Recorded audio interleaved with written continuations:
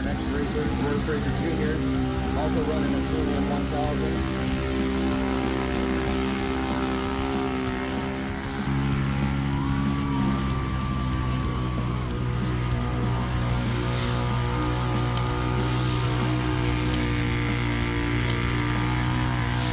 Here, and here we go.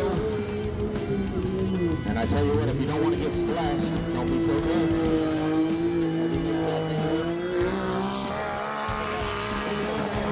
We're going to skip that second hold and across the line.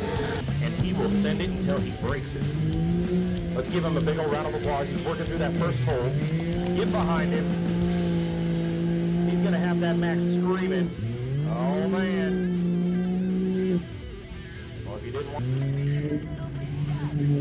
All right.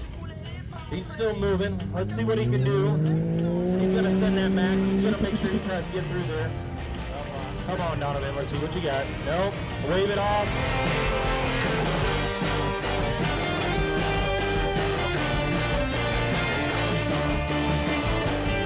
Make sure you give Cam a little round of applause for his second run. Here he goes.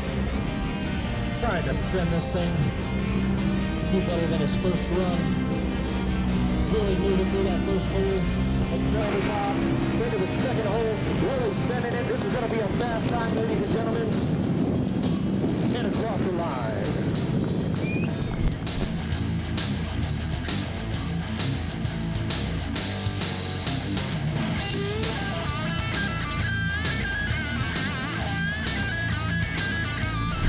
So we're out here at the South Texas Showdown in Halletsville, Texas. This is at MudBuddys. Seen these really cool machines. Had to give the guy a shout and get him to stop so that we could get some footage on it. He's going to tell you what they're all about. So this one is a Rzr XP 1000 Turbo, 2017. It has a 61 bug body on it. Everything is still Rzr, everything underneath is fully street legal. Both these are both fully street legal. This one is a 72 Honda N600 on top of a 2016 Rzr 900S. Like I said, they're both VIN, everything registered, street legal vehicles, the whole nine. Nice. All you gotta do is swap DOT tires on it and go out and get you some ice cream. So what inspired you to make these? Actually, this one, we're going through a junkyard and we saw it under a tree. And my instant thought was, that would be perfect for a side-by-side. So I bought it out of the junkyard, then I bought a wrecked Rzr 900, and I actually had to go through, narrow the frame, do all kinds of stuff. It doesn't just go right on. And I was like, man, I just want to build me a little rat rod, side-by-side Honda thing. So I can say I'm a Honda boy now. So how's it run out there? It runs good. This is actually the first time I've actually brought it out, driven it, made sure it doesn't overheat, doesn't do anything crazy. Surprisingly, it's done really well. This one, we found out, does not like any kind of muddy water. So we're gonna have to address that. This is more set up for sand dunes and stuff like that, and doing rock crawling and everything. And this is more built for the mud. So the first mud hole this went in, it wasn't happy about it. Bell box or what happened? Well, it has a filter sock around the air box on the entry. Plug that up and everything. So there's just certain things we got a little addressed.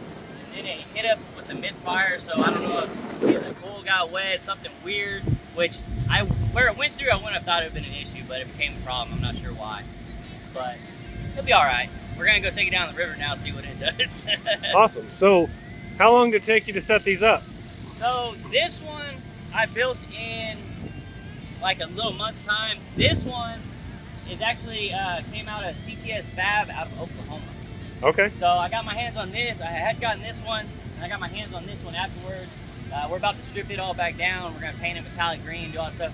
You can't tell, but it has a flat black paint job and all that stuff. We're gonna get rid of that.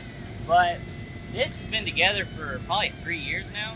I mean, it's been together for a while. Nice. It's been together for a long while. I can't take credit for building this one. I can't. So how long did this one take you? Yeah, about a little over a month, something like that. And then the whole frame, everything's powder coated. Because when I had it all apart, I had a wrecked one. The frame ended up being twisted, so I had to get another frame and stuff for it. And then I narrowed it and everything else. So I had to do that. Everything's powder coated. Like I said, it only took about a month and a half or so to really do it. There's a full-length video on YouTube, Simon's Powerhouse on YouTube, building this. It went viral for a little bit. People were kind of losing their minds over it. Nice. But yeah, it's the first outing, and surprisingly, it's doing pretty good.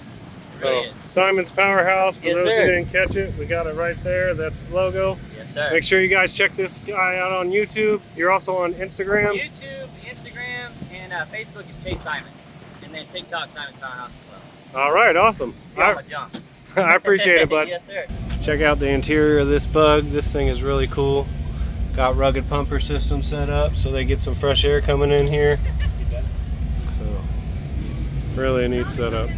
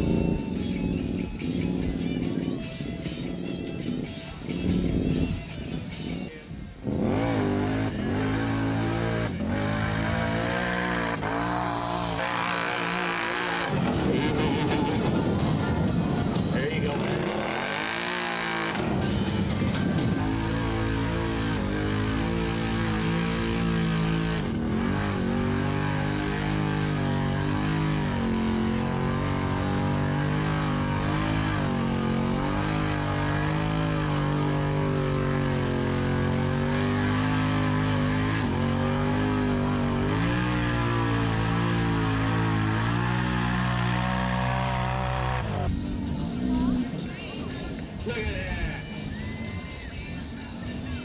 Get back on top, keep moving.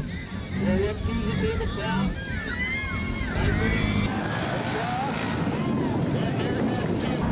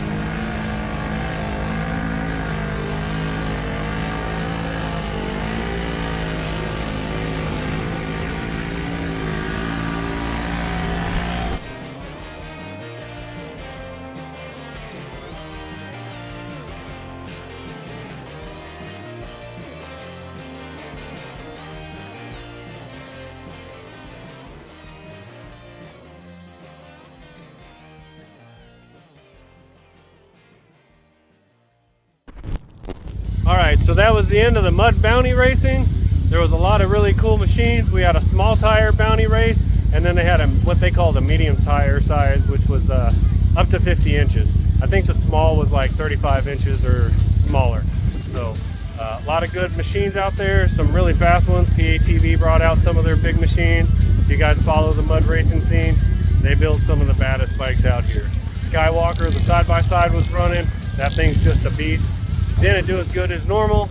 I think the Freedom Racing guy who actually won at Crossbar might have won today as well for the small and the big tire. He entered his small tire machine in the big and he just skipped it.